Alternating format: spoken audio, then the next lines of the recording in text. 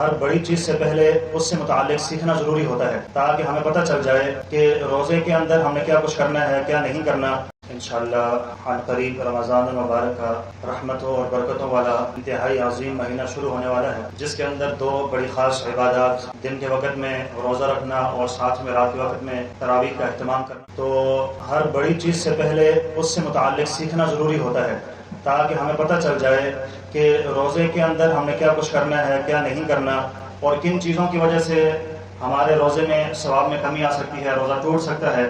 اور تراویح کے بارے میں بھی کچھ مسائل کا جاننا ضروری ہے۔ تو انشاءاللہ کل سے ہم رمضان المبارک کے حوالے سے جو اہم مسائل کا سلسلہ ہوگا، کل سے ہم انشاءاللہ ان کو شروع کریں گے۔ چونکہ رمضان المبارک کا مہینہ بہت افضل ہے، فضیلتوں والا ہے، تو سمجھنا ضروری ہے۔ کچھ فضیلتیں رمضان کے حوالے سے جو میں نے یہاں پر آپ کے سامنے لکھی ہے، اس کے اندر سب سے پہلے تو اللہ تبارک و تعالیٰ نے قرآن کے اندر تذکرہ فرمایا کہ شہر رمضان الذی انزل فیہ القرآن ھدی للناس، کہ رمضان المبارک کا مہینہ وہ ہے کہ جس کے اندر اللہ نے قرآن کو نازل فرمایا، اور قرآن لوگوں کے لیے ہدایت کا ذریعہ ہے۔ قرآن جیسی مقدس کتاب کا جو نزول کا ابتدا ہے وہ رمضان المبارک کے اندر ہوئی، تو اس اعتبار سے رمضان کی فضیلت بہت زیادہ ہے۔ دوسرا فرمایا حضور نے کہ رمضان المبارک کے اندر اللہ تعالیٰ جنت کے دروازوں کو کھول دیتے ہیں اور جہنم کے دروازوں کو اللہ تعالیٰ بند فرما دیتے ہیں، تو اس اعتبار سے بھی رمضان المبارک بہت زیادہ فضیلت کا اہمیت کا حامل ہے۔ اس کے بعد حضور کا یہ بھی فرمان ہے کہ رمضان کے اندر کوئی بندہ جب ایک نیکی بھی کرتا ہے تو اللہ تعالیٰ ایک کے بدلے میں 70 نیکیوں کا ثواب عطا فرماتے ہیں۔ بندہ ایک نیکی کرے گا لیکن ثواب 70 کا پائے گا،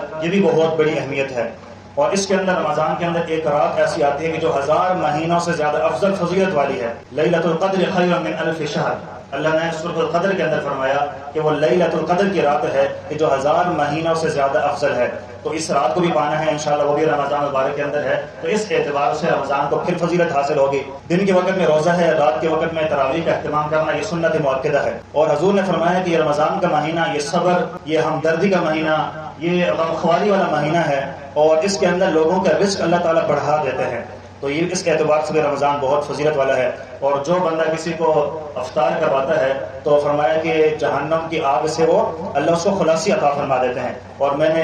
15 شعبان کا جو روزہ تھا اس کے افطاری میں نے ایک حدیث مبارکہ پڑھی تھی کہ جو بندہ کسی کو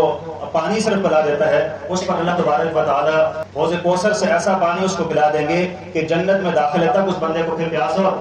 پیاس اس بندے کو نہیں لگے گی۔ تو بہت زیادہ فضیلتیں ہیں رمضان مبارک کی۔ جب اتنی فضیلتیں ہیں تو اس کے مسائل کو سمجھنا بھی ضروری ہے ہمارے لیے، تاکہ ہم سے کہیں پر کوئی کمی کوتاہی غلطی نہ ہو جائے کہ جس کی وجہ سے ہم اس اجر سے محروم نہ ہو جائیں، اس لیے مسائل کا جاننا بھی ضروری ہے۔ تو کل سے انشاءاللہ مسائل کو سمجھنے کے حوالے سے ہم سلسلہ شروع کریں گے، تو اس کے اندر بھی تشریف لانی آپ نے، اور بر وقت لا کر ان مسائل کو خوب غور کے ساتھ سننا ہے تاکہ سمجھ میں آ جائے، تاکہ رمضان کا مہینہ آئے تو ہم کسی چیز سے محروم نہ رہ سکیں۔ اللہ تعالی ہم سب کو عمل کی توفیق نصیب فرمائے۔